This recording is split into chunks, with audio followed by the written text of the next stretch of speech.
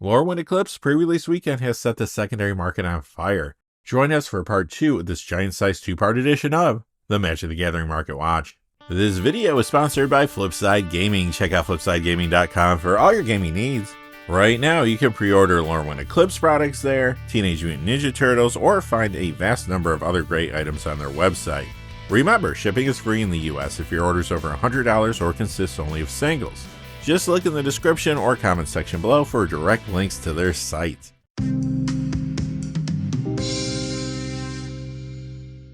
Hey there, this is John from Heroes and Legends, and welcome to another edition of the Magic the Gathering Market Watch. As I said in the cold open, Lorwyn Eclipse pre-release weekend is here, and the new set is causing price spikes all over the secondary market. So much so that we had to split this week's Market Watch into 2 parts. Yesterday, we looked at the top 3 cold cards and the hot cards numbered 30 through 16. Today, we finish up by examining the top 15 hottest cards of the week. As always, our lists are based on 2 pieces of criteria: the percentage change in the value of the cards, as well as the change in the number of sales from week to week. Quickly before we get started though, I do want to take a moment to say thank you to one of our Legend Tier channel members. That is Miguel Almendras. Thank you so much, Miguel, for your support through your channel membership. Thank you for the comments that you leave as well. I do appreciate everything you do for the channel. Couldn't do it without viewers like yourself. Sincerely, thank you, Miguel. And now, without any further ado, let's get into it. Alright, we've seen the cold cards and the first 15 hot cards in part 1. Now it's time for the main event, the top 15 hottest cards of the week. Let's jump in and see what we got. Moving down 2 spots this week to number 15, Krovikan Horror, up 701 to 1699, that's a 70% increase. This reserveless card continues to move up because of its role in the pre-modern format. It's found in Zombie Infestation and Survival Zombie Infestation builds there. Pre-modern drove a lot of price spikes last year, and a week ago the professor at Tilley Community College made a video discussing the format, bringing more attention to it. No doubt pre-modern will continue to be a key driver for many vintage Magic card price spikes throughout 2026. Number 14, Flamekin Harbinger. The Lorwyn copy goes up 574 to 799, that's a 255% increase. The Plane Chase copy up 664 to 994, that's a 201% increase.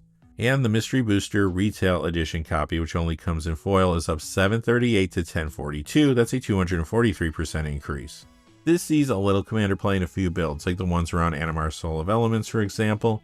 Flamekin Harbinger is hot now though because it's an elemental that tutors for another elemental, and as you know, Lorwyn Eclipse is bringing a lot of support for the elemental creature type. Many players wanted to upgrade the upcoming Lorwyn Eclipse Dance of the Elements commander deck. I'm also seeing Flamekin Harbinger in early fresh deck lists around the front-facing commander from there. Ashling the Limitless. Number 13, Agent Frank Corrigan, up 928 to 1095, that's a 555% increase. This is from the Fallout Mutant Menace commander deck. It's in a few commander builds, like the ones around the Wise Mothman from its precon, for example. Some have been interested in Agent Frank Corrigan ever since Heroes and a Half Shell from the Teenage Mutant Ninja Turtles Turtle Power Commander deck was previewed. Speaking of which, it hasn't really impacted prices quite yet, but be aware they accidentally shipped a lot of Teenage Mutant Ninja Turtle cards in the Lorwyn Eclipse pre-release packs. So a lot of cards have been spoiled. I'm sure they're going to impact prices next week. Anyway, back to Agent Frank. The card's proliferate trigger is what's causing it to spike. It will play well with the -1/-1 counter support coming in Lorwyn Eclipse. Some players want Agent Frank Corrigan to upgrade the Blight Curse commander deck, while others plan on using it for fresh builds around the front-facing commander from there. Anti-Ul Curse Wretch. Number 12, Alila Cunning Conqueror. This is the foil copy from the Wilds of Eldraine Fey Dominion commander deck. It's up $981 to $20 for a 94% increase. It is a fairly popular commander, and Alila is in the 99 of the builds around the front-facing commander from its precon, Tegwell Duke of Splendor. However, you guessed it, Lorwyn Eclipse is causing this card to spike now. The set is bringing us support for fairies as well as several creatures with Changeling, which will make Alila commander builds that much better. I'm also seeing Alila Cunning Conqueror in early commander deck lists around Marlin Fey Ascendant from the Lorwyn Eclipse main set. Moving down 9 spots this week to number 11, Crumbling Ashes, up 1122 to 4986, that's a 29% increase. Well, this is an Eventide uncommon that is yet to be reprinted, not a rare, but it's still spiking hard because it is not being reprinted in Lorwyn Eclipse. I did get a 1 per video in part 1, might as well use my 1 for part 2. You may know that during this time period in Magic there was a recession in the game and less packs of Eventide as well as some other sets were cracked.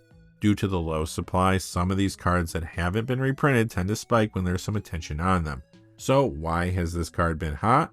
Currently you see this in Commander decks around Massacre Girl Known Killer, but it will be better soon thanks to the -1/-1 counter focus in Lorwyn Eclipse.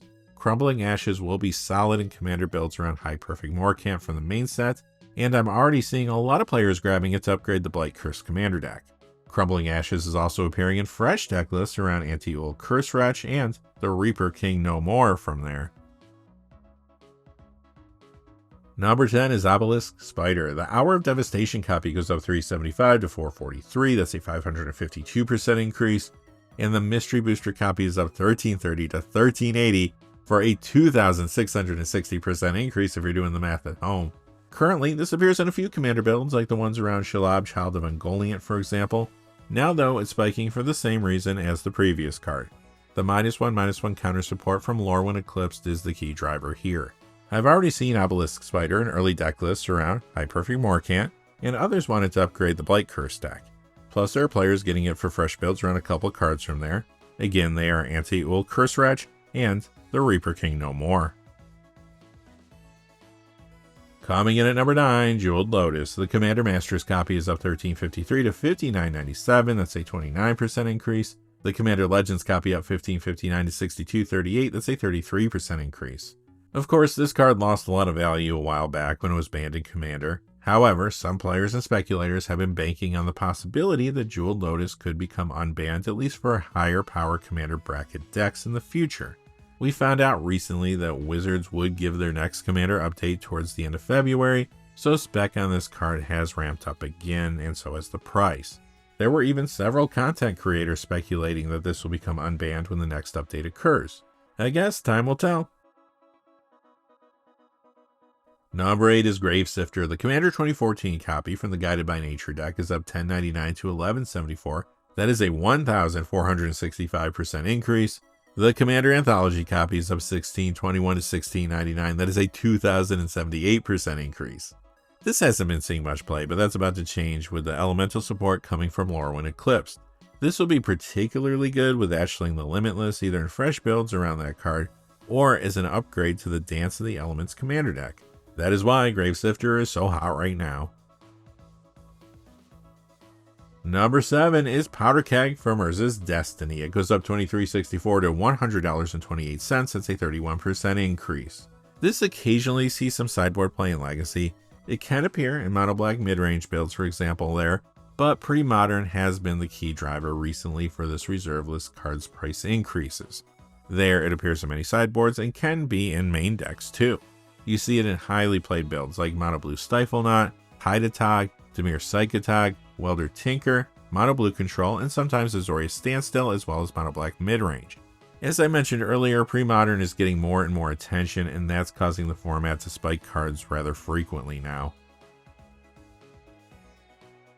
Moving up 5 spots this week to number 6, Maha Its Feathers Night, up $25.24 to $40.75. That's a 163% increase. This has been a fairly popular commander, and it's in the 99 of builds around cards like Toxtrol the Corrosive and Massacre Girl Known Killer, for example. Now though, Lorwyn Eclipse is making Maha spike in a big way.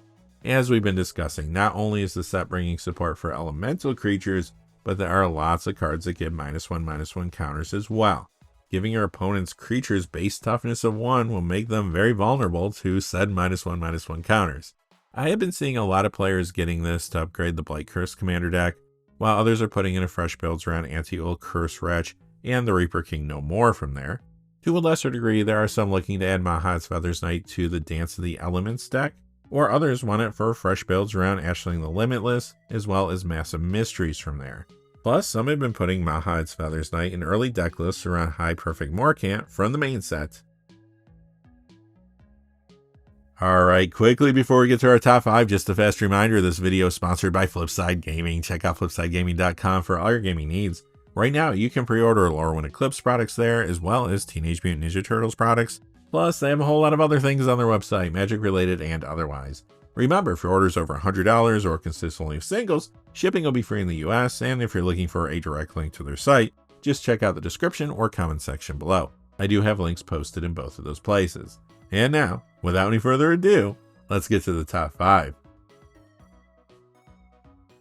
Number 5, Marlin of the Morning Song, up $30.63 to $57.82. That's a 113% increase.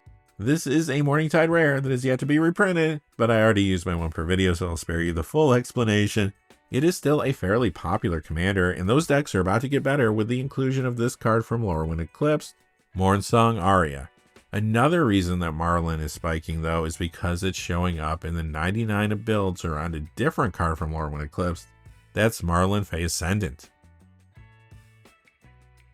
Coming in at number 4 is Animara Soul of Elements. The Masters 25 copy is up $25.49 to $40. That's a 176% increase. The Mystery Booster copy is up $27 to $40.99. That's a 193% increase. The Commander copy from the Mirror Mastery deck is up $28.59 to $42.16. That's a 211% increase. And the Double Masters 2022 copy is up $34.01 to $47.61. That's a 250% increase. This continues to be a very popular commander, and it's about to become more popular thanks to the elemental support coming from Lorwyn Eclipse. There is another reason Animara is spiking, though. Many players want to get it to upgrade the Dance of the Elements commander deck, while others are adding it to fresh deck lists around Ashling the Limitless from there. Coming in at number 3 is Masticor from Urza's Destiny, up $35 to $74.99. That's an 88% increase. The pre-modern format strikes again. This reserve list card is found in a few different decks there, including Survival of the Fittest Elves, Mono Black Midrange, Welder Tinker, and Jund Reoccurring Survival. Masticor is another pre-modern playable card to keep on your radar this year. Number 2, Harbinger of Night, up $49.57 to $75. That's a 195% increase. This reserve list card is found in commander builds around Hippetra Vizier of Poisons. There, it can do some powerful things with Hippetra and cards like Nest of Scarabs. As we've already discussed, abilities that give -1/-1 counters will have a strong presence in the Lorwyn Eclipse main set, as well as in the Blight Curse commander deck. In fact, many are trying to pick this up in order to upgrade that deck, while others are planning on using it in fresh builds around a couple cards from there, Anti-Ul Curse Wretch, and the Reaper King No More. And finally, coming in at number 1, Mox Diamond from Stronghold, up $197.01 to $1,099.99. That's a 22% increase. This reserve list card sees play in several formats. In Legacy, it's found in Lands, Lone Pox, and Selesnya Depths. Over in Commander, Mox Diamond appears in several builds, including Raoul Monsoon Mage and Kinnan Bonder Prodigy, for example. However, the real key driver this week is yet again the pre-modern format for the reasons we discussed earlier. You see Mox Diamond in pre-modern decks like Gruul Land Destruction, Selesnya Terrageddon, 4-color Terrageddon, Naya Terrageddon, Groatog, 4-color Replenish, Selesnya Land Destruction, and Bant Standstill. Alright, we got there. 2 parts to this market watch, 30 hot cards, 3 cold cards. Obviously, a lot going on in the secondary market to keep an eye on. Until next time, though, thanks for watching. If you enjoyed the video, please remember to like and subscribe, and have a great day. Hey, thanks for watching. This video is made possible through the generous support of viewers like you on Patreon. Check out the description below for links to our Patreon page, as well as our Amazon affiliate store, where a small percentage of all sales will also help support the channel. Finally, if you haven't had a chance yet to subscribe, hit that subscribe button so you don't miss any of the new videos on Heroes and Legends. Talk to you again soon, and have a great day.